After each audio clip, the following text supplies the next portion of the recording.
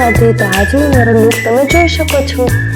અને અત્યારે વાગ્યા છે 11:30 બપોરના, એટલે આપણે દ્રાક્ષ પણ લઈ લીધી છે એન્ડ આપણે ખીરી સુધારવાની છે, મરચાં તળવાના છે અને આપણે આપણું મિશન મસ્ત સંભાળી લીધું છે।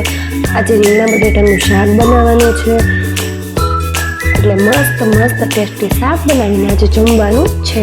તો આપણે આપણું મિશન ફટાફટ સંભાળી લીધું છે।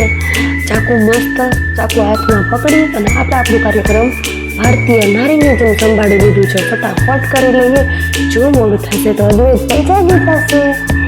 અદ્વૈતભાઈ ન જાગે એ પહેલાં આપણે આપણી રસોઈ ફટાફટ બનાવી લઈએ, એટલે આપણે આપણી સ્પીડ 180ની પકડવાની છે।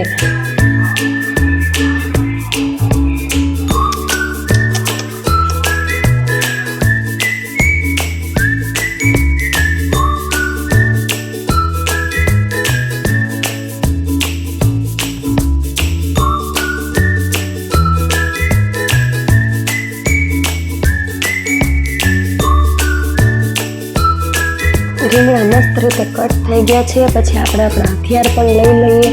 કુકર વગર તો શાક થશે નહીં, એટલે કુકર પહેલાં આપણે લઈ લઈએ અને તેલ એમાં ગરમ મૂકી દીધું છે। પછી એમાં આપણે મરચાં નાખી દીધા છે તળવા માટે। મરચાં તળાઈ જાય ત્યાં સુધી તમે સબસ્ક્રાઈબ કરતા જજો। પછી તેલ મસ્ત થઈ ગયું છે, એમાં મરચાં પણ મસ્ત રીતે તળાઈ ગયા છે। પછી આપણે શાક વઘારી લઈએ। શાક મસ્ત રીતે વઘારી નાખ્યું છે। કેટલું મસ્ત શાક બન્યું છે, જોતા જ મોઢામાં પાણી આવી જાય, એટલું મસ્ત શાક બનાવ્યું છે।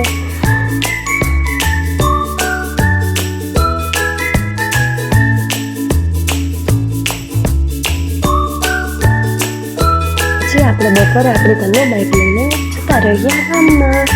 શું કામે? કારણ કે મસ્ત વસ્તુ માટે આપણે જઈએ છીએ, ખાવાની મસ્ત વસ્તુ છે। તો તમે બધા આ વિડીયોમાં બન્યા રહો। તો આપણે પહોંચી ગયા છીએ સોમનાથ પાણીપુરીમાં। અમારે કેશોદમાં સોમનાથ પાણીપુરી બહુ મસ્ત મળે છે। એક પ્લેટ તો આપણને કંઈ થાય નહીં, 4 પ્લેટ ખાઈ લીધી છે। પછી સાંજે આવીને